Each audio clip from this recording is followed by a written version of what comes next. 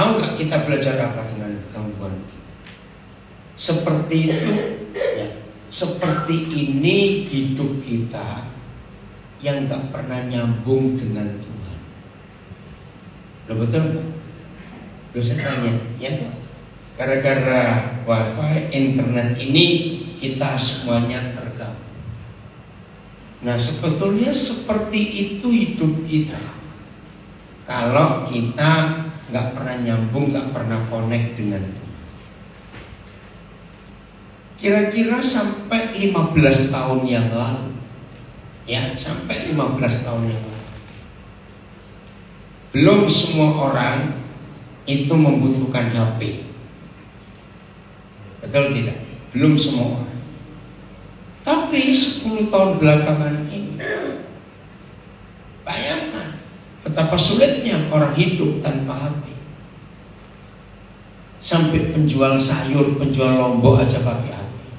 Nah, betul atau? Nah, terus ada hal yang sangat harus jadi pelajaran buat kita. Orang yang pegang HP itu pasti perlu colokan kan? Saya tanya, perlu tidak? Nah, jadi kemana saja kita yang dicari dulu colokannya di mana? Betul? Supaya bisa nyambung, dan itu nggak salah. 10 tahun yang lalu hotel-hotel yang biasa colokan itu yang di kamar paling cuma ada satu. Sekarang nggak bisa. Betul nggak? Karena masing-masing. Dan walaupun tidak semua orang hanya punya satu HP, tapi ada yang punya lebih dari satu. Saudara, seperti itu hidup kita. Kalau kita nggak ketemu sumber listrik, hidup ini akan kacau. Nah, jadi walaupun ada gangguan sedikit, tapi kita bisa belajar betapa sengsaranya hidup kalau nggak punya koneksi, betul, dengan Tuhan. Nah, ini penting. Maka itu kita harus jaga hidup ini supaya kita tahu. Yuk ambilin handphonenya papa itu yang satu. Ya itu, cari aja dulu. Nah, ini saya cuma mau buktikan saja ya, maaf. Tunggu ya, kamu baca. Jadi kemarin malam saya itu sudah dapat jadwal untuk pelayanan saya mulai besok ada pemberkatan nikah di Demak. Lalu sore kami balik ke Jakarta. Nah, setelah balik ke Jakarta, Selasa pagi kami sudah ke Palembang. Nah, lihat ini, waktu istri saya kirimi jadwal ini, bilang, wih, banyak sekali katanya. Yuk kamu baca yuk. Maaf ya, yang dengar cuma dengar saja, jangan mikir. Ya. Tanggal aja, 28 Juni kemana? Tanggal 28 Juni GMI Muara Enim. Terus? Tanggal 29 Juni Persekutuan Korak Kota di Lahat. Ya. Tanggal 30 Juni Persekutuan Keluarga di Lahat. Tanggal 1 Juli Persekutuan Gideon di Palembang. Tanggal 2 Juli Youth Fellowship di Gereja IFGF Kota Padang. Tanggal 3 Juli Ibadah Minggu Gereja IFGF di Kota Padang. Tanggal 4 kali itu ya. Oh, 2 kali. Tanggal 4 Juli Persekutuan Keluarga di Kota Padang. Tanggal 5 Juli Ibadah KKR Gereja IFGF di Kota Pekanbaru. Tanggal 6 sampai 7 Juli KKR Gereja GPDI Betani di Kota Pekanbaru. Tanggal 8 Juli di KKR GBIS Kota Pekanbaru. Tanggal 9 Juli Seminar Hamba Tuhan Kota Pekanbaru di GBIS Pekanbaru. Tanggal 9 Juli juga KKR GPDI Betani di Kota Baru, di Kota Pekanbaru. Tanggal 10 Juli Ibadah Minggu GPDI Eklesia Kota di Pekanbaru. Iya.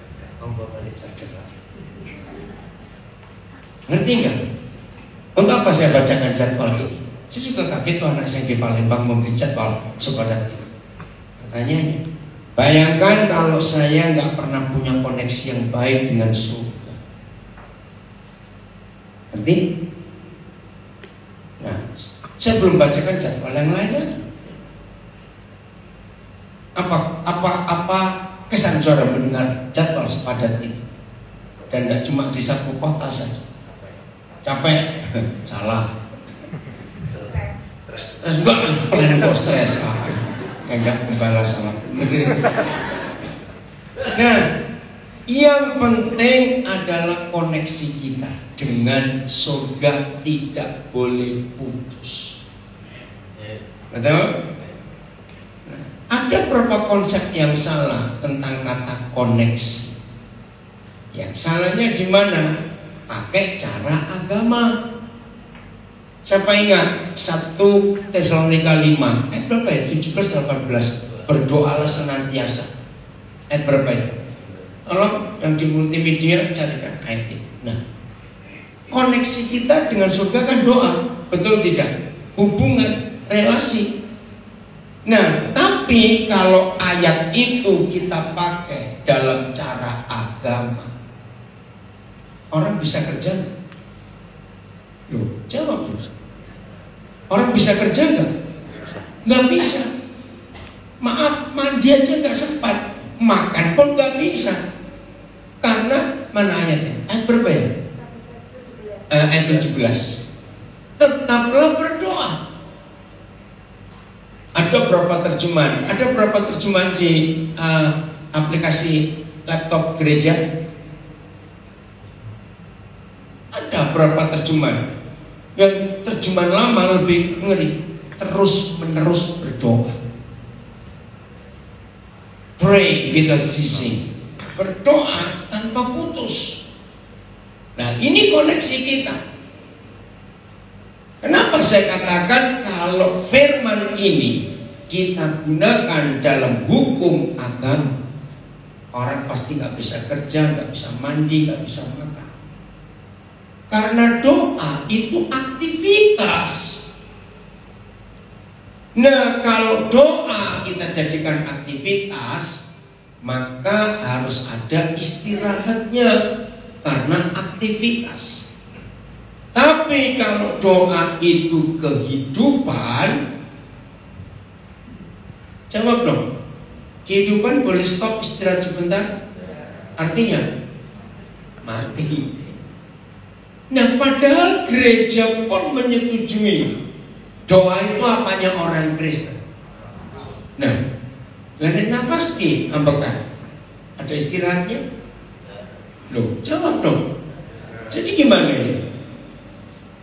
Nah, itulah kebenaran yang kita tahu tapi kita tidak tahu.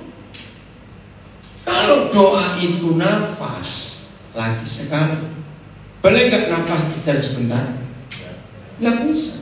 Nah, ini koneksi kita dengan surga, gak putus-putus. Saya ulangi lagi, jangan jadikan doa itu aktivitas. Salah besar. Doa itu adalah nafas. Nafas itu adalah kehidupan. Yang namanya kehidupan hanya ada satu yang bisa membuat orang itu istirahat, mati. Ngerti gak cara kita koneksi dengan surga? Gak boleh putus. Ini kebenaran yang luar biasa. Baik, kita kembali. Jadi manusia itu diatur, disetir, dikuasai, dikontrol, ditundukkan oleh apanya? Tadi sebelum koneksi putus tadi, serupa. Ya, gak usah ragu-ragu. Ada suara yang betul. Keinginannya. Ada orang nggak bangun-bangun tidur terus, berarti dia ingin tidur gitu. Oh, susah benar jawabnya. Betul enggak? Ya karena dia memang maunya tidur. Ada orang yang keinginannya marah saja. Ada tidak? Satu kali saya pernah nginep di rumah satu keluarga jemaat. Nah, kira-kira 5 malam saya di situ. Ya ampun, pagi-pagi malam yang pagi pertama saya bangun, ada keributan di rumah. Nah, ya udah, besok ribut. Saya pikir kan hari ketiga kan. Ya, hari ketiga pagi-pagi ribut kan. Terus saya tuh mulai belajar tentang keluarga ini. Kenapa sih? Nah, sampai hari terakhir saya selesai pelayanan di gereja itu, nah saya pun melihat ternyata salah satu anggota keluarga itu memang hobinya kamu kalau pagi. Lu ada loh orang itu, jangan tersinggung ya, saya akan tunjukkan. Hari pagi pertama, pembantu di rumah itu lupa matikan lampu teras, lampu luar. Wajar lah. Listrik mahal, kamu gak matikan. Nah, pagi yang kedua, ternyata kemarin malam ada tamu.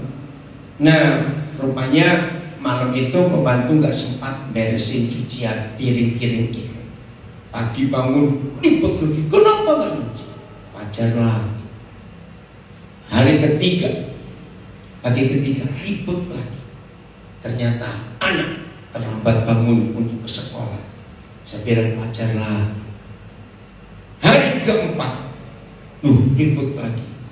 Ternyata teman anak-anak kemarin malam itu bertamu, jadi rumah kotor berantakan. Pagi itu pembantu belum nyampe. Tapi setelah itu saya mikir, lah kalau semua hal jadikan alasan marah, berarti hobi tuh. Maaf ya, jangan tersinggung. Biasanya seperti itu suami atau istri, saya cuma biasanya. Ayo jawab, biasanya. Yang suka begitu tuh ibu atau bapak, cuma biasanya, jangan meroyok saya. Ayo jawab, biasanya ibu atau bapak? Yang jawab bapak itu pasti takut istri. Maaf ya, oke gak usah terusin, cuma ngomong aja. Jadi ternyata ada orang yang hobinya kalau pagi harus marah supaya sarapannya enak. Setuju? Enggak, tapi ono tapi ada itu. Satu kali saya nginap di tempat lain lagi, di keluarga lain, ada orang hobinya itu nyelampir kelap. Maaf, loh ini saya lihat fakta, makanya itu saya bisa cerita. Sambil nyampirkan lap di pundak, tiap kali jalan serai. Pernah lihat gak orang seperti itu? Lalu saya tanya, kok pernah lihat? Coba tiru, itu maksud saya. Nah, orang yang seperti itu, maka semua orang di rumahnya itu tangannya akan begini semua. Kenapa? Kecepatan. Kenapa semua orang di rumah itu kecuali bawa lap, tangannya pasti begini semua? Ngerti? Nah, kenapa ada orang-orang seperti itu? Karena disetir oleh keinginan.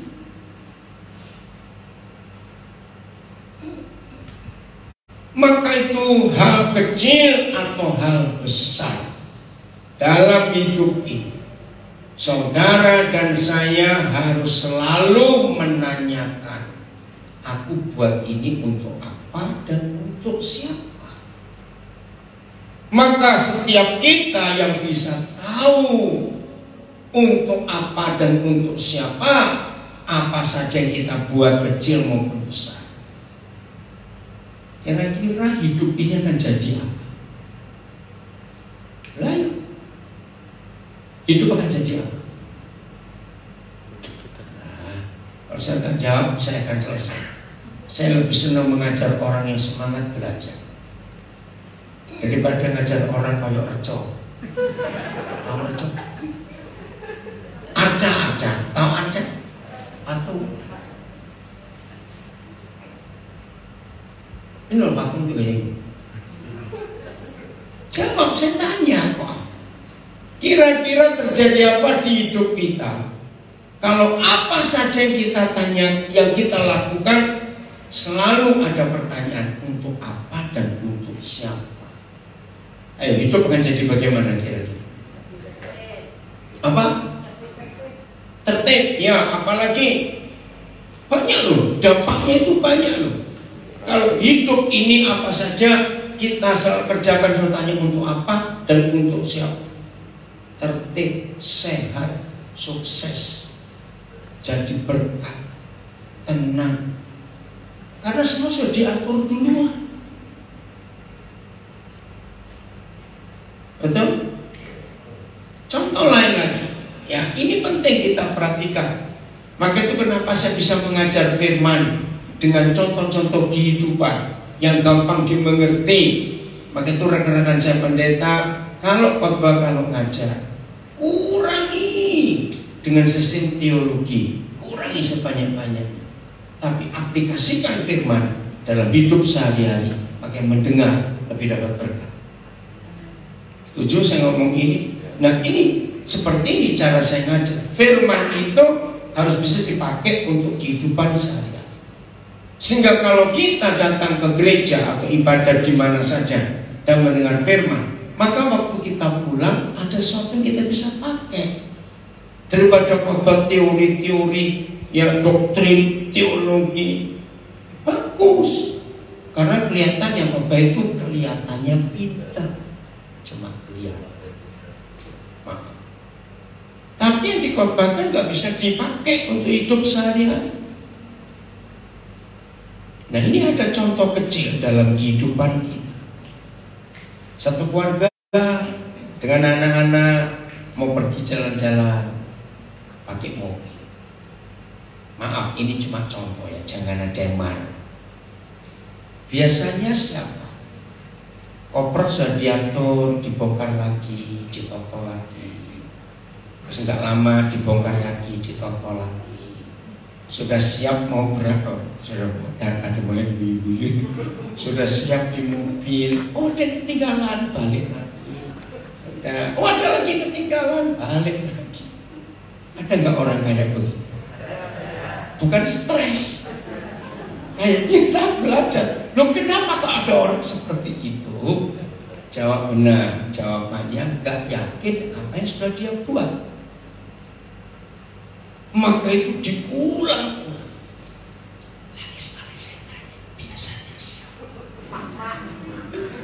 No, ayo ngaku, biasanya siapa? Nggak jujur, dosa. Apalagi yang bawa anak kecil.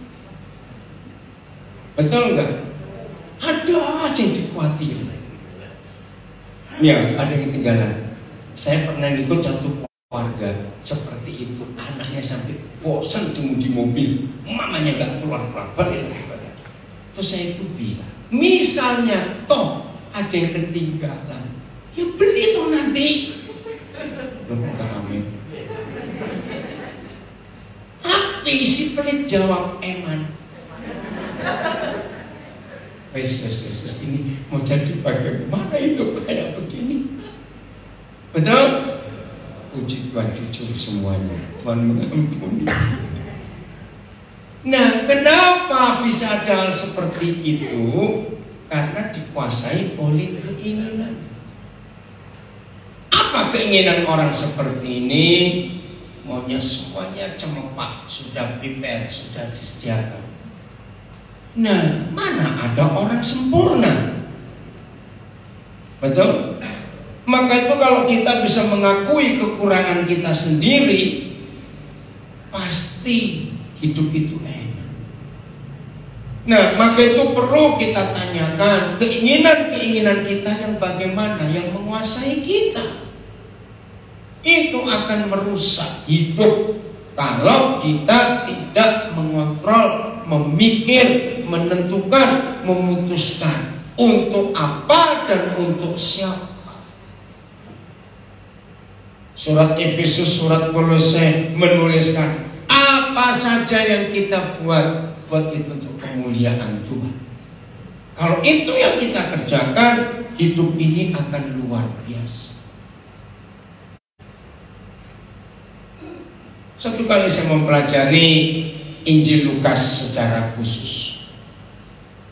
Nah, ternyata ada satu hal yang unik dalam Injil Lukas itu. Nah, coba carikan Lukas 5 ya. Mulai ayat yang pertama. Ayo kita lihat. Ini contoh kecil saja. Dan itu banyak dalam Injil Lukas ya. Pada suatu kali Yesus berdiri di pantai Danau Genesaret. Sedang baca terus. Orang banyak mengurumuni dia hendak. Nah, saya sebagai hamba Tuhan, sebagai pengkhotbah, saya itu paling suka belajar dari khotbah siapa saja. Ya, saya masih punya waktu mendengarkan rekan-rekan saya khotbah, apalagi ada di YouTube, ada di banyak sosial media. Apalagi ayat ini, coba tetap ayat 1 dulu. Tuhan Yesus ngapain di pinggir pantai hari pagi-pagi ini? Tuhan Yesus ngapain saat itu? Iya, seperti nak berdiri. Bukan itu yang saya tanya. Kata tidak penting saya. Yang lain dulu. Yesus ngapain? Mengajar firman Tuhan. Nah, saya sebagai hamba Tuhan, saya tuh pengen tahu dong, apa yang diajarkan, wajar tidak? Nah, saudara, nanti mulai hari ini saya berikan satu ayat ini saja, tapi coba baca Injil Lukas. Ini berkali-kali terjadi. Saya sampai jengkel dengan Lukas. Yang dia tulis bukan apa yang diajarkan Tuhan Yesus, tapi yang dia buat. Lihat ayat 2, gak ada tulisan apa yang diajarkan. Yesus melihat, baca dong, 2 perahu di tepi pantai. Nelayan-nelayannya telah turun dan sedang membasuh jalannya. Ayat 3. Ia naik ke dalam salah satu perahu itu, yaitu perahu Simon, dan menyuruh dia supaya menolakkan perahunya lebih jauh dari pantai. Lalu ia duduk dan merasa Nah, ini yang buat saya gregetan pada Lukas. Lu bisa apa? Kok enggak ditulis? Serius, Injil Lukas itu hebatnya seperti itu. Yang ditulis oleh Lukas adalah apa yang dikerjakan oleh Tuhan Yesus. Nah, dari sini saya belajar. Tolong rekan-rekan saya, Pak, dan kemudian lagi. Sebentar. Maaf, wah, tolong ini koneksinya. Udah, puji Tuhan, Pak Yesus, tonton, nggak ada gangguan. Ternyata Roh Kudus ngajar kita para pengkhotbah. Saya pakai istilah Jawanya karena di Semarang.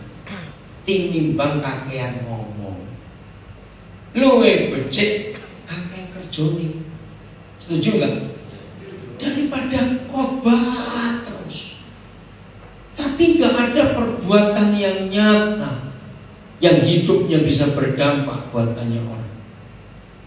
Setuju nggak kalau saya katakan kalimat ini? Loh, saya tanya, jawabannya setuju itu. Orang bisu orang jawab orang lain. Berdetik terus awas.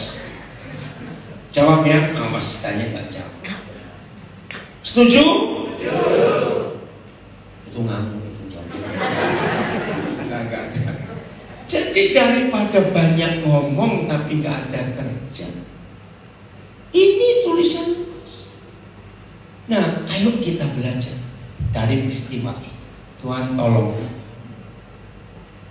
Ada berapa perahu? Jadi Tuhan Yesus butuh sarana enggak? Betul? Coba bayangkan. Orang banyak di pinggir pantai danau. Gak ada listrik, jadi gak ada speaker zaman itu. Kira-kira bagaimana supaya kalau Tuhan Yesus ngajar orang banyak bisa dengar? Ayo coba merenung sebentar. Yesus harus kemana posisinya? Iya, bukan cuma arah angin. Kalau angin terlalu tinggi yang sederhana. Lembah. Dekat kemana? Dekat orang. Gak bisa Pak, orang banyak dekat yang mana nanti? So iri yang lain. Ayo. 4 lebih tinggi. Nah, nggak bisa. Ini pantai loh, ya. Dan itu ada dataran gitu ke atas. Jawaban yang betul, dia harus menjauhi orang banyak yang duduk di pantai itu. Nah, untuk menjauhi jadi dia harus kemana? Ke air. Nah, untuk ke air dia perlu sarana. Ini. Terus ada berapa perahu saat itu? 2. Tuhan Yesus itu nggak tamak, nggak rakus, pinjam 2-2, terus kakinya begini kan? Lo ngerti nggak? Jadi harus milih salah-salah. Nah, ini saya belajar. Kira-kira kalau saudara suruh milih satu di antara 2 fasilitas, saudara milih perahu yang bagaimana? Ayo belajar sekarang. Bagus satu. Yang apa? Yo, orang bocor gitu loh. Bu, perahu sehat. Ini apa Pak? Maksud saya ngerti maksud saya. Oh, ibu dokter tuh ini. Oh, terima kasih Bu. Biasa. Kalau lihat penampilan dokter pengalaman betul. Karena betul putih semua. Itu saya maksud. Maaf.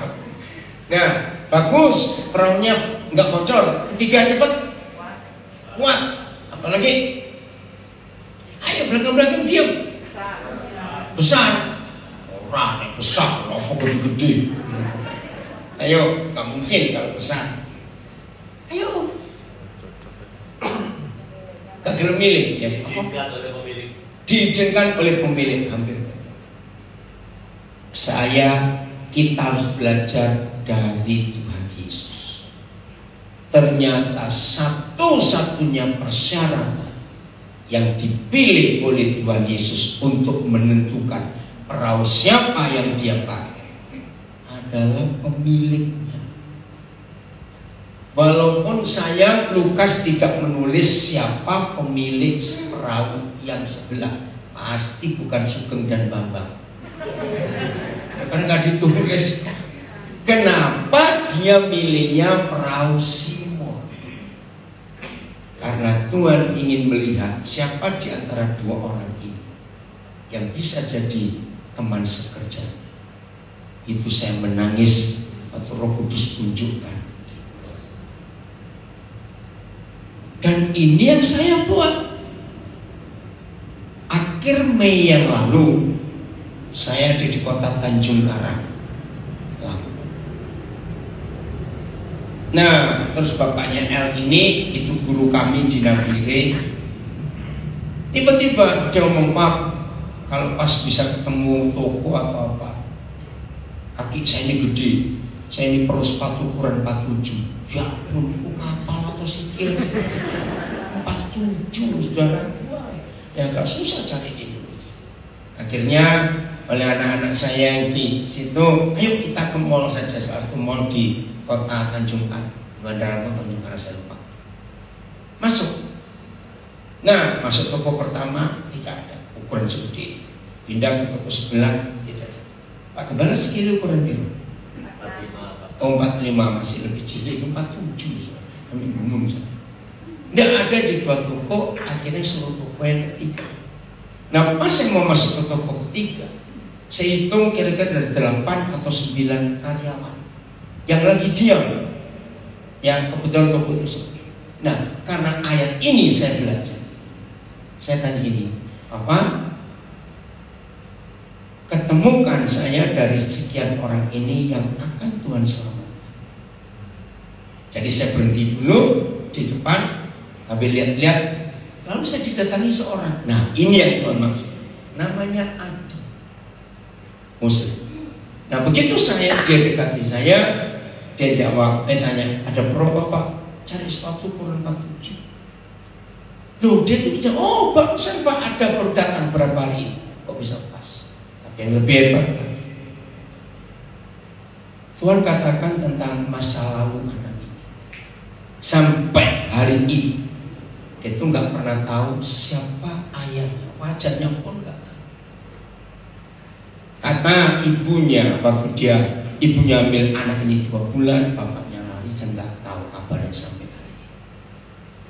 Terus saya ngomong, kenapa kamu begitu merindukan ayah? Dia kaget sambil mengeluarkan sepatu. Air matanya jatuh. Terus saya bilang, kamu mojok dulu biar bapak milih. Enggak lama dia balik. Dia bilang, bapak ini siapa kok tahu tentang masa kecil saya? Sudahlah, cari dulu. Udah, akhirnya saya dapat. Saya minta nomor HP-nya sama dia melayani. Pas saya mau bayar, Roh Kudus ngomong, anak ini lagi pengen satu sepatu. Waktu sepatu itu datang, dia lihat-lihat udah bagus. Memang harganya mahal, di atas 1 juta. Saya bilang, jangan dibayar dulu. Ada lagi, Pak. Iya. Kamu kan pengen sepatu, bukan? Dia kaget. Dia makin waktu, bapak ini siapa? Karena didesak, saya bilang, orang. Gak bisa menjawab apa. Iya toh? Terus dia tertawa. Pak, tapi mahal Pak. Sudahlah, kamu pengen sepatu. Ini yang luar biasa. Dia milih. Saya bayar.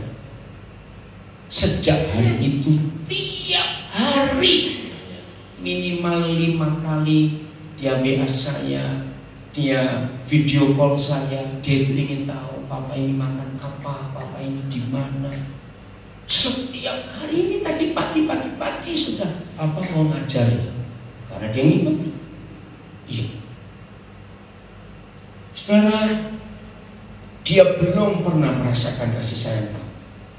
Kalau saudara baca WA, saya sempat gini, orang terharu kalau baca. Nah, akhirnya saya cari waktu untuk saya ketemu dia khusus. Jadi hari apa ya kita ke Lampung? Papa lupa.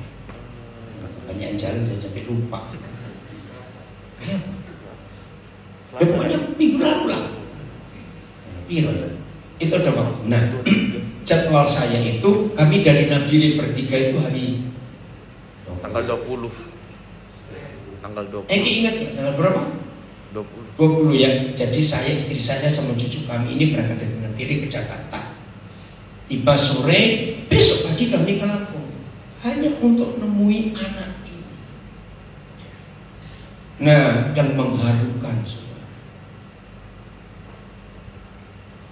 sepatu yang saya belikan akhir Mei yang lalu itu dia belum pakai. Pas kami tiba, dia buka, loh, kok sepatunya masih baru? Iya, saya nunggu papa datang lagi baru saya pakai. Loh, kenapa begitu? Terus saya tanya, loh, kamu kan nggak pernah tahu kapan papa mau kesini? Karena saya pun nggak pernah merencanakan, karena sibuk sekali. Yang buat saya nangis, saya yakin papa pasti akan kesini nemui saya. Loh, kok bisa? Terus dia ngomong kalimatnya, sejak kecil Pak, saya itu merindukan sosok seorang. Sampai impian saya itu saya pernah hapus, gak mungkin saya ketemu bapak saya. Maka itu ketika Tuhan menghadirkan papa di hidup saya baru bisa merasa, dan saya yakin papa pasti akan cari saya. Saudara bayang, kalau kamu dengar gak dia ngomong begitu? Ini ada saksi. Sampai segitunya, yang bukan saudara-saudari, karena kuasa papa di surga. Nah, karena ada beberapa teman di kota Bandar Lampung yang tahu saya datang, lalu mereka buat ibadah di salah satu rumah. Nah, karena dia nginep dengan kami, saya ajak dia. Gak apa, saya gak mau. Ya saya tahu, kamu harus belajar ibadah kami ini seperti apa beda. Nah, itu untuk pertama kali dia ikut ibadah dan dengar saya khotbah langsung, dan dia memberi kesaksian luar biasa. Nah, ini salah satu cara saya hidup. Eki ingat tanggal berapa itu ya? Karena saya sampai ini Karena saya ke Lampung waktu itu lupa sudah. Jangan aja. Maka itu mengerjakan apa saja. Jangan lupa apa tadi? Tanya untuk apa dan untuk siapa. Saya beli sepatu bukan untuk saya. Itu pun saya tanya siapa yang harus saya berkati. Enggak cuma asal beli saja. Nah, seperti itu cara Tuhan memilih fasilitas sarana yang dia beri. Orangnya itu yang penting, bukan perahu. Jadi yang jawab bagus, kuat, sehat, bersih, gede, salah kabeh. Maaf, betul. Karena yang harus ada orangnya. Ini mau bagaimana? Suwandi, Yonas tadi malam ikut gabung. Nah ini kesaksian. Waktu itu selesai pemakaman seorang hamba Tuhan yang nanti saya akan khotbah di gereja. Diantar oleh anak saya Suwandi. Nah sebelum balik ke bandara saya mau ke Jakarta, masih ada waktu. Ayo Pak kita makan. Oh iya. Nah diajak makan kami. Saya diajak. Pertanyaan saya, siapa yang harus saya berkati di tempat makan? Kalau nggak tukang parkir atau siapa saya harus cari. Tiba-tiba satu pelayan di restoran itu yang melayan. Nah sampai hari ini dia jadi anak saya. Dia ada di Taiwan. Nah ketika dia melayani kami, Roh Kudus bilang sesuatu dan saya minta nomor HP-nya. Itu kebiasaan saya. Papa bilang Suwandi, ada Suwandi ini yang bilang kirim salam. Nah ternyata anak ini pun gak punya papa. Aduh begitu ketemu, Tuhan temukan. Dia panggil saya papa itu dengan cara yang luar biasa. Hanya untuk makan sebelum ke bandara. Apa saja yang kita lakukan besar maupun kecil, selalu tanya untuk apa dan untuk siapa. Lukas lagi. Saya lupa, Sakyus itu Lukas berapa? 19. Ayo Lukas 19. Ayat berapa? Ini contoh kecil lagi. Ayat berapa? Ayat 1. Ayo. Nah ini akhirnya saya jengkel dengan Lukas, tapi saya sudah mengampuni dia. Saya sudah belajar. Yesus masuk ke kota Yeriko dan berjalan terus melintasi kota itu. Ayo. Jangan tunggu dulu. Mesti ayat 1 itu cepetin ngajak mulia.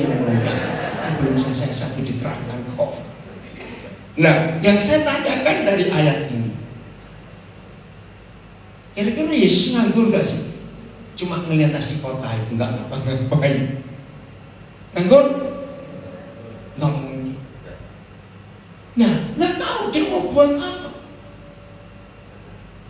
Tapi ada tujuan juga. Setelah melewati melintasi kota Yeriko, nah baru ayat 2 sekarang gitu cara belajar. Oke. Di situ ada seorang bernama Sakyus, kepala pemungut cukai, tukang pajak, dan ia seorang yang kaya. Terus ayat 3, ia berusaha untuk melihat orang apakah Yesus itu. Orang ajar nggak? Orang apakah Yesus? Berarti Sakyus sudah pernah dengar tentang Tuhan Yesus. Maka itu dia ingin tahu ini orang apa. Ini saya suka. Jadi banyak orang yang pertama kali ketemu saya dan Roh Kudus bilang sesuatu, pertanyaan Bapak ini siapa? Selalu begitu pertanyaan. Karena saya nggak kenal, kok bisa tiba-tiba begitu. Tetapi yang tidak berhasil karena orang banyak, sebab badannya pendek. Terus maka berlarilah ia mendahului orang banyak. Kira-kira kenapa dia harus mendahului orang banyak? Bukan supaya kegencet, enggak loh ngomongnya kok. Makin kok logika. Kalau baca orang banyak kok kegencet jadi lagi duluan. Ini teologi yang kuat sampai nggak bisa awalnya cek. Apa? Loh betul tidak? Karena dia pendek. Ya kalau orang banyak ikut Yesus kepijak pun dia. Betul? Nah ini cara belajar firman Tuhan. Oke? Sampai anak kecil baru ngerti. maka berlarilah Sakyus mendahului orang banyak. Lalu ini luar biasa, memanjat pohon ara untuk melihat Yesus yang berada di situ. Ayat 5, ini keren. Ketika Yesus sampai ke tempat itu, tempat apa? Tempat Sakyus bertengger. Loh, boleh kan pakai kata bertengger? Dia bertengger di pohon itu. Oke? Ia melihat ke atas dan berkata, Sakyus, segera terus stop dulu. Ayo kita belajar. Kira-kira kalau saudara itu Sakyus dan saya ini Sakyus, lagi bertengger ngelihat Yesus, bertanya, ngapain Tuhan Yesus berdiri tepat di bawah pohon di mana Sakyus bertengger? Apa sekedar kebetulan? Lu cepat jawab. Lu kebetulan? Tidak. Belajarlah hidup dengan cara ini, saudara. Melintasi kota Yeriko gak ngapa-ngapain. Begitu sudah keluar kota, dia berjalan diikuti orang banyak. Ingat, ketika orang banyak mengikuti dia, itu Lukas berapa salah? Ada perempuan pendarahan 12 tahun. Oh, pernah tahu ya? Orang banyak gak mengikuti dia. Tiba-tiba dia tanya, hei, siapa yang nyentuh aku? Loh, ingat gak sih? Petrus dan dia jawab, pertanyaan aneh, guru. Orang sebanyak ini kok tanya siapa yang nyentuh aku? Loh, ya atau tidak? Apa jawaban Tuhan Yesus? Ada satu yang beda caranya. Karena aku merasa kuasa keluar dari tubuh. Itu saya menangis. Ada banyak orang rajin cari Tuhan. Ada banyak orang rajin beribadah. Ternyata belum tentu semuanya menyentuh Yesus dengan sepenuh hati. Katakan amin. Maka itu kita harus tanya, apa saja yang kita buat besar maupun kecil, untuk apa? Untuk siapa? Orang begitu banyak, kok tanya siapa nyentuh aku? Saudara catat, satu-satunya cara Tuhan menilai hidup kita itu dengan hati kita. Tenanan apa? Setuju sekali lagi? Kita ini sungguh-sungguh atau tidak dengan dia. Jangan asal-asal, jangan main-main. Serius. Bayangkan orang begitu banyak yang gue megang nyentuh, kok cuma satu? Nah, ini Sakyus. Orang banyak yang ngikuti. Betul? Nah, tanya lagi. Kira-kira sebelumnya, Tuhan Yesus tahu nggak ada orang namanya Sakyus sebelumnya? Tidak. Nah, walaupun kita nggak tahu, tapi kira-kira di tempat itu selain pohon yang dinaiki Sakyus ada pohon lain nggak sih? Pasti ada. Yeriko itu tanahnya subur. Kenapa saya harus ngejar? Kenapa dia kok berhenti milih pohon yang satu? Ngerti maksudnya? Ada banyak pohon yang lain kok. Nah, ini saya mau ngomong. Kira-kira kalau Sakyus kita, apalagi yang latah, orang latah itu nggak ada bahasa Indonesia. Coba bayang, Sakyusnya, oh ini toh Yesus itu, oh kayak begini toh orangnya, oh itu masih dari jauh, makin dekat, oh ini orangnya. Terus Yesus stop, nggak ada ABC, nggak ada babi bu, nggak ada apa-apa. Yesus langsung baca Yesus mulai melihat ke atas. Dari sini kira-kira Sakyus sudah kaget dulu. Cepat, kagetnya kenapa? Ayo sekolah minggu. Kagetnya kenapa? Ya Yesus lihat ke atas, dia kenapa? Ketahuan. Ini kan dalam tanda kutip nyuri-nyuri atau melihat Yesus. Begitu noleh, Udah sudah kaget. Belain. Karena yang di atas itu nggak ada burung, nggak ada kucing, nggak ada ini, cuma Sakyus kok. Terus apa yang dikatakan? Lu kok tahu namanya? Nah ini loh, kalau saya Sakyus aku ceblok saya sudah. Lu masuk aja ceblok, kaget enggak? Lu jawab cepat, langsung jatuh enggak? Susah bener jawab. Kaget, lu kok tahu namaku? Ini saya menangis. Baca kitab Yesaya, kitab Ayub, nanti kau sesat. Ditulis begini, Tuhan itu memanggil bintang-bintang dengan namanya. Pernah baca nggak seperti itu? Nah, jumlah bintang itu ribuan kali lebih banyak dari jumlah manusia di bumi. Lo percaya atau tidak? Manusia cuma 7,5 miliar, 7.500 juta. Nah, bintang itu triliun. Ternyata masing-masing punya nama. Termasuk ikan besar yang dipanggil Tuhan untuk ngemplok Yunus. Maka itu anak guru-guru suami saya bilang, maka Yunus dimakan ikan. Salah. Nek dimakan ikan Yunus lembut. Betul?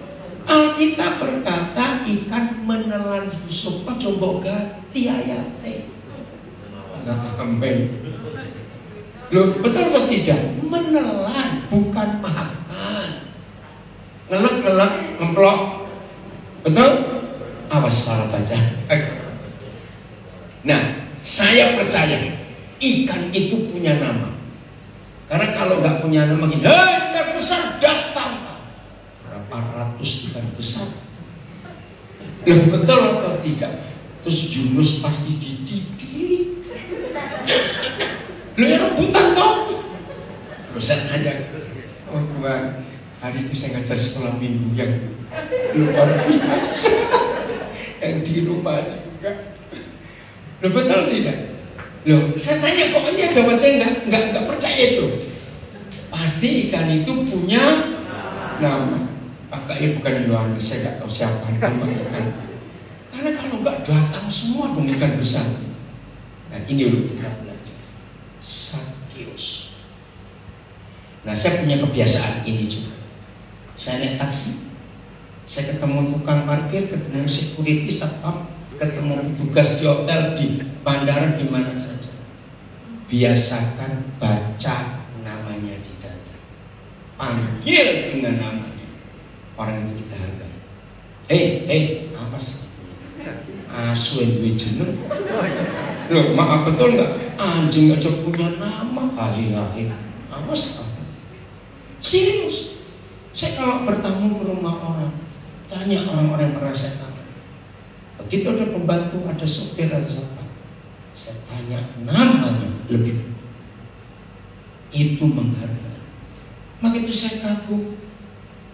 Bintang aja punya nama. Sakyus. Sebenarnya turun. Gitu. Nggak pakai APC, nggak pakai basa-basi, nggak pakai apa-apa. Sebab ngapain baca terus? Hari ini aku harus, bukan akan. Ini keren sekali. Aku harus menumpang di rumahmu.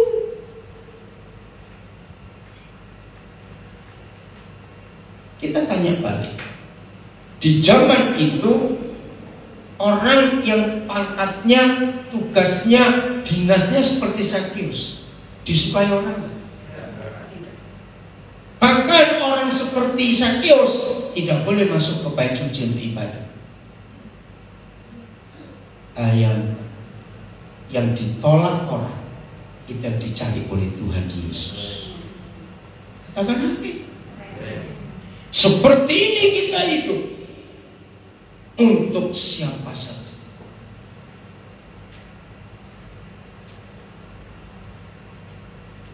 Minggu yang lalu sudah,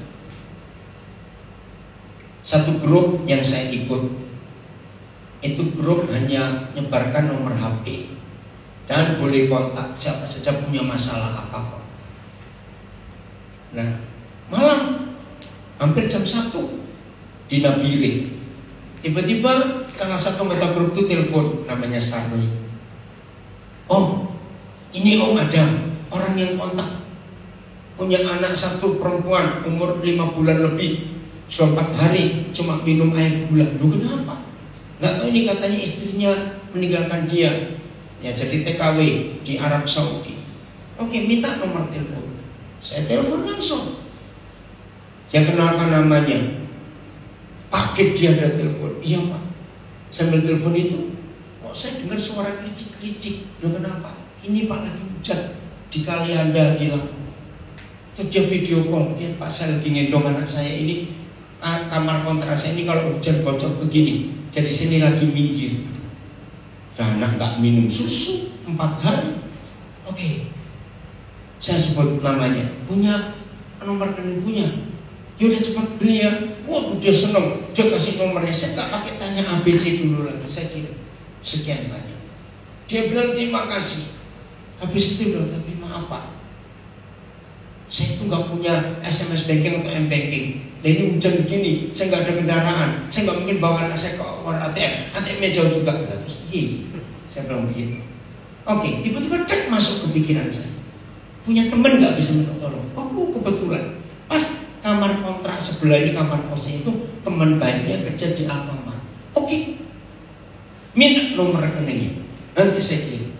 Kamu telepon berapa harga susu yang dibutuhkan anak? Langsung saya kirim. Tolong kirim pas bayar karena pasti dia nggak mau terima repot. Ya udah, sama anak malam itu bisa minum susu. Terus besok kami mulai minum susu. Bagaimana? Saya tanya semua kisahnya. Tragis. Ya udah, akhirnya kami satu tim berunding. Ada nyiapkan tiketnya, ada nyiapkan pakaiannya, ada nyiapkan makan semuanya. Lalu kami dapat tiket. Ini kena diri mahalnya luar biasa. Satu, bapak ini dengan bayi saya harus bayar 5.300.000 sekali jalan. Akhirnya dia berangkat ke Tangerang, ya, ke rumah temannya punya warung. Nah 2 hari di situ anak ini radang tenggorokan. Karena warungnya itu suka masak pedes, jadi anak ini bersin. Akhirnya salah satu tim kami, ya udah cari hotel aja, sekedar penginapan dekat bandara, 2 malam di sana. Nah masalah sudah tes PCR, sudah semuanya, karena dia baru vaksin 1 kali. Sore Jumat kemarin anak ini panas tinggi, diperiksa oleh dokter. Pihak penerbangan minta surat pengantar dari dokter. Hasilnya dilarang terbang karena radangnya terlalu parah. Hangus tiket 5.300.000. Terus mau bagaimana lagi? Dia juga merasa salah. Kamu kok sih nggak salah anak saya? Nah tanpa sepengetahuan kami, tiba-tiba kemarin sore dia naik bis dengan anaknya ke Surabaya. Ngapain? Ya kami salah. Saya mau naik kapal laut. Saya bilang ke dunia anak naik kapal laut celaka karena asap rokok. Dia bilang enggak, saya sudah salah. Sudah kok dihitung sudah berapa banyak juta karena untuk biaya ini semuanya ini. Tapi saya tetap berusaha. Ini tadi pergi saya cek dia belum nyampe Surabaya. Terus tunggu kapal. Katanya tanggal 29 ada kapal. Gak benar. Dia merasa bersama, gak sama, gak usah. Kalau sekian juta ya sudah bisa kita cari lagi kok. Itu pun paling murah, itu tiket lain. Ya, tahu sendiri oleh sudah bisa. Apalagi pas mau berangkat baru batal. Dia bilang gak usah khawatir, Tuhan pasti akan tahu. Berarti ya contohnya, besar ataupun kecil, apa yang kita buat jawabannya untuk apa dan untuk siapa. Yesus masuk ke rumah Sakius yang luar biasa. Saya nyimpang dikit, belajar dari Presiden Jokowi. Saya percaya sekeras apapun hati seorang manusia Indonesia, kalau sempat nonton video yang viral malam-malam Presiden mengunjungi rumah rakyat di Ende, yang belum lihat kalau lihat Saya nonton lebih dari 3 kali. Tiap nonton saya pasti nangis. Betul nggak? Tolong yang belum pernah, nah itu kebanyakan nonton drama Korea sampai nggak nonton yang begituan. Awas. Bayangkan, nggak ada presiden seperti Jokowi. Malam-malam, wih, itu rakyat yang dikunjungi dan orang miskin lihat rumahnya juga. Nangis mereka, teriak. Itu Jokowi yang begitu manusia. 2 hari yang lalu dunia dibuat geger, dunia loh saudara. Tiba-tiba presiden kita memutuskan untuk ke Rusia dan Ukraina untuk mendamaikan. Ini loh, nggak ada pemimpin negara besar yang lebih besar dari Indonesia seperti Jokowi yang punya inisiatif mendamaikan. Maka saya ngomong pada grup saya, ini loh yang namanya anak Tuhan, membawa darah. Betul-betul luar biasa. Maka itu saya ngajak semua berdoa, ayo kita desak surga supaya Jokowi berhasil mendamaikan perang yang mengerikan. Tadi malam sebelum saya tidur saya ikuti berita lagi. Wih, komentar negara-negara besar seperti Amerika, Eropa, Australia memuji Indonesia sekarang. Bayangkan. Masih ingat Matius 5:9? Berbahagialah kamu yang membawa damai, karena kamu akan disebut anak-anak. Ini presiden kita. Lihat pas pampresnya, wih, siap luar biasa, seru ini. Wih, saya gak sabar menantikan hari itu. Saya percaya, kita semua percaya, Tuhan Raja Damai pasti turun tangan. Amin. Iya, saya tetap minta, entah dengan cara apa, biar nanti dia periode ketiga tetap akan. Kalau Pak Harto bisa berapa periode, masuk ini sudah kelihatan gini, enggak. Udahlah, Tuhan akan kembalikan dia. Saudara lihat, kenapa presiden negara nggak pernah mikir? Saya sempat hitung, selama orang tuanya, bapaknya masih ada, 4 kali orang tuanya Presiden Jokowi kontrak di bantaran kali, itu 4 kali pindah. Maka itu luar biasa. Ayo kita semua bawa. Jadi buat apa saja. Satu kali saya diajak makan oleh teman pengusaha di rumah makan Makassar di Kelapa Gading. Pas lagi makan, di ujung meja seberang saya, jadi ya pengusaha ini ada seorang bapak-bapak. Nah ini saya punya kebiasaan yang unik. Kalau saudara meniru silakan. Saya ini kemana saja melihat orang yang wajahnya sendu, lecek, mengkerut, apalah wajah, wajah susah, saya harus dekati sesedikit mungkin. Saya pindah nomor telepon. Nah saya lihat bapak-bapak ini sambil makan sedih sekali wajah. Waduh, saya enggak tahan. Nah habis sudah selesai makan, saya bilang ini 3 orang ajak saya. Sebentar saya mau ke sana dulu. Nah itu dulu, Odin kenal. Yang satu saya kenal, saya bilang enggak, dapat mangsa. Itu pakaian sudah dipakai oleh orang. Oh ya, saya dekati, selamat sore, malam, kenalan saya Pendeta Daniel. Wih, dia kaget, Bapak Pendeta. Nah ternyata dia pindah karena ikut istri. Oke. Apa yang saya bisa bantu? Kenapa Bapak begitu sedih? Ya ampun, itu pegawai asuransi. Nah ada klien mau datang ke tempat itu, nggak datang-datang. Nah dia datang dulu pesen makanan, dia bingung yang bayar siapa? Bayangkan. Udah saya bayar. Aduh Pak, jangan gitu Pak, saya pinjam dulu dah. Terus yang kedua, apa yang menyebabkan Bapak tertekan seperti ini? Anak saya nomor 2, ini sudah 4 bulan gak bayar SPP-nya, padahal dia kelas 6 mau ujian. Saya bingung, berapa bayarnya? Sekian. Langsung saya keluarkan uang saya. Besok bayar. Aduh Pak, saya nggak mau. Oke, kalau nggak mau, kalau kamu pinjam, saya kasih nomor tabungan saya. Wih, dia nggak tahu ngomong apa. Setelah saya kasih uang itu, impromptu saya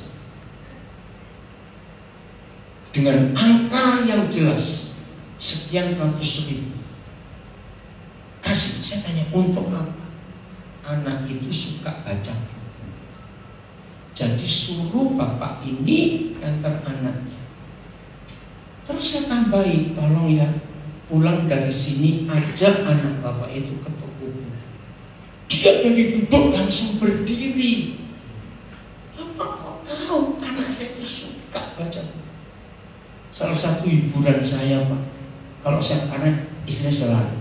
Salah satu hiburan saya kalau anak saya ini harus saya tinggal, tapi saya nggak ada yang saya titipkan, saya lepaskan dia di Gramedia mana saja.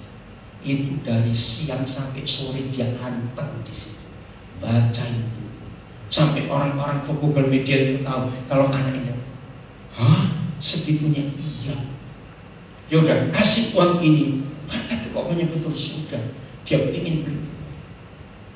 Udah, besok dia telepon saya sambil menangis. Bapak tahu nggak, waktu saya ajak anaknya ke Gramedia, dia beli buku apa? Ya saya nggak tahu. Ibu buat dia nangis. Dia milih Alkitab anak-anak dan cerita Alkitab anak-anak dan buku belum. Karena saya tahu dia bukan Kristen.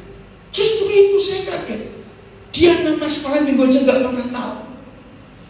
Wih, saya sambil merinding. Sampai dia bilang, apakah ini panggilan Tuhan kembali untuk saya? Kalau memang iya, kenapa tidak?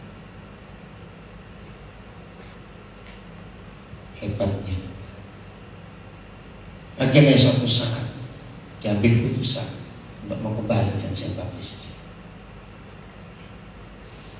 Jadi apa saja yang kita buat selalu tanya untuk apa dan untuk siapa, maka dampaknya akan luar biasa.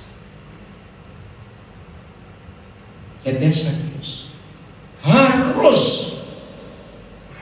coba mikir. Maaf ya, ini manusia. Belum permisi, belum tanya, minta izin, harus. Loh, mikir gak ini? Loh, saya tanya kok. Kira-kira saudara orang gak kenal terus mau numpang di rumah, aku harus. Loh, jawab cepat. Mikir apa? Lu betul tidak? Tapi untungnya Sakeus kan yang punya keinginan besar. Ya atau tidak? Nah ini untungnya. Maka itu harus berani ngomong. Nah kalau saudara nggak punya itu jangan ngomong harus, malah curiga yang punya rumah. Lu betul nggak? Mau apa kamu harus?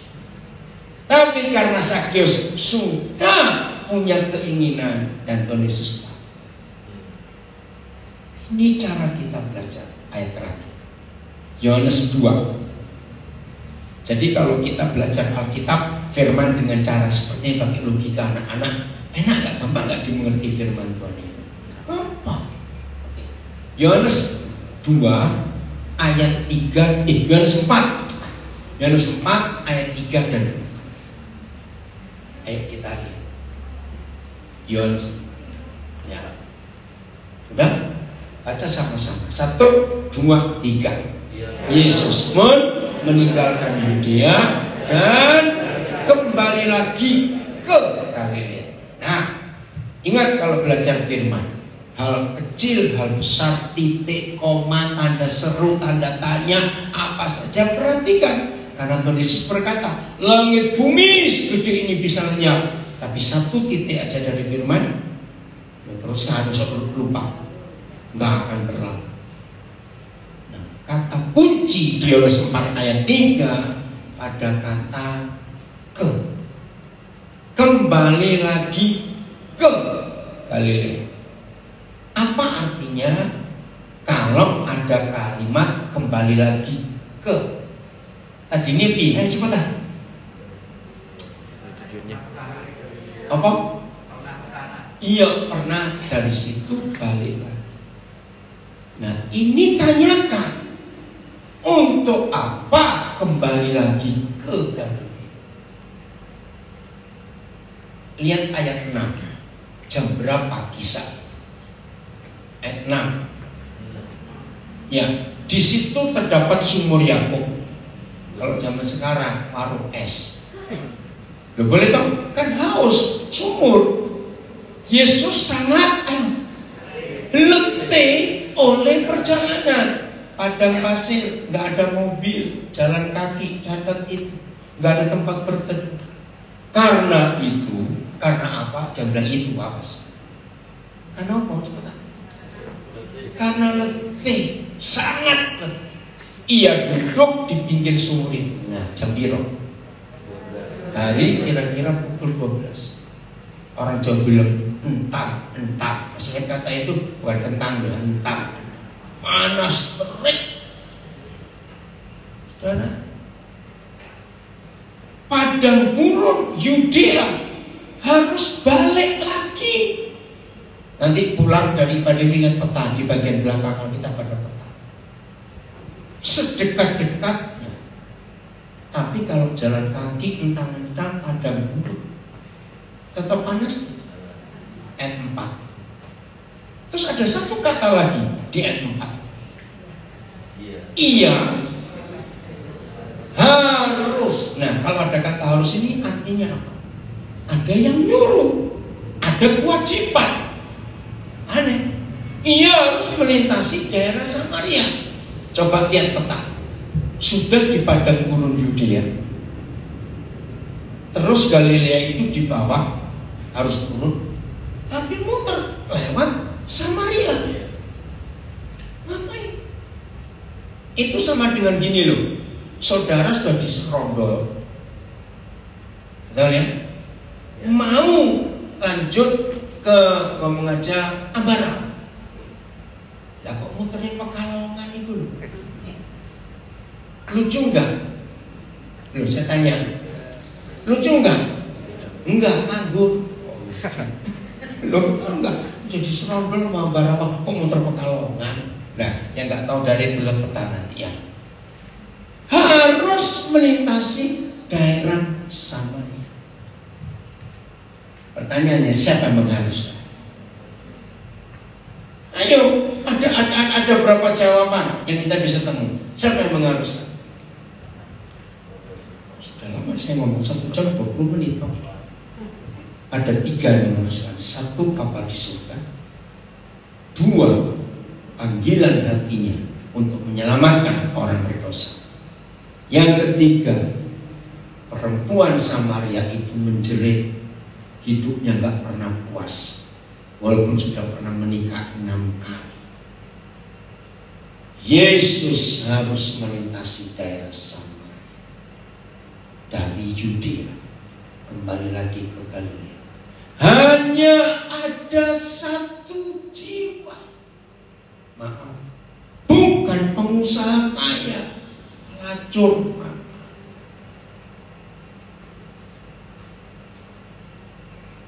Saya harap firman ini merubah semua keputusan kita. Setiap kali kerjakan apa saja selalu tanya, cepat, untuk apa dan untuk siapa. Akhirnya ayat 39. Kembali siap-siap, soalnya saya serahkan. Lihat ayat 39. Ini dahsyat. Ternyata penginjil pertama di dunia ini bukan mantan pelacur, tapi memang maaf pelacur. Saya tidak menghakimi atau menuduh, saya akan. Dan banyak, cepat berapa? Banyak atau sedikit? Banyak orang Samaria dari kota itu ngapain? Telah menjadi percaya kepada Yesus karena perkataan perempuan itu yang bukan berkhotbah. Cari sampai robek Alkitab saudara, tidak ada panggilan berkhotbah. Panggilannya adalah bersaksi. Apa bedanya khotbah dan saksi? Khotbah itu harus belajar. Kalau bersaksi itu cuma cerita ulang yang dilihat, didengar, dan dialami. Itu gak perlu sekolah. Menceritakan. Yang bersaksi, ia mengatakan kepadaku segala sesuatu yang telah aku perbuat. Cuma pendek loh. Lalu kenapa begitu? Karena tetangga-tetangganya tahu ini siapa. Dan ketika dia balik ke rumahnya, ke kampungnya, setelah perjumpaan dengan Tuhan Yesus, tetangga-tetangganya melihat perubahan hidupnya. Maaf, kenapa siang hari ngambil air? Harusnya pagi atau sore. Karena malu.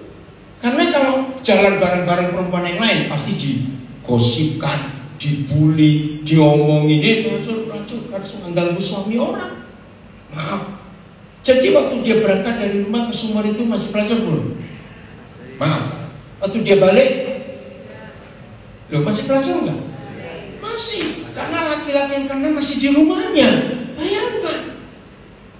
Tapi Alkitab mencatat penginjil pertama di dunia bukan sarjana teologi, bukan doktor ini, bukan pendeta A, pendeta B, tapi seorang pelacur.